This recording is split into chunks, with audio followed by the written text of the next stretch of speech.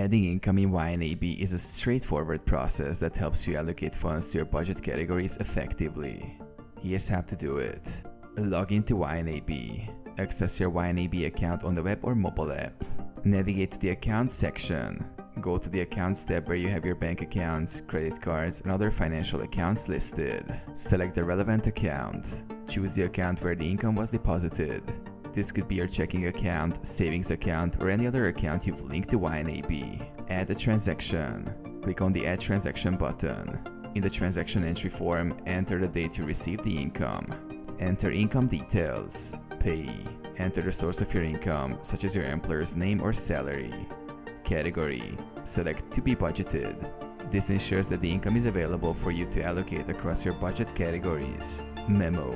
Optionally, add a note or memo for reference. Amount. Enter the amount of income received. Save the transaction. Once you've entered all the details, save the transaction. The income will now be added to your To Be Budgeted amount at the top of your budget screen. Allocate your income. Go to your budget screen and allocate the new funds to your budget categories. Focus on immediate obligations first, then assign money to discretionary spending and savings goals.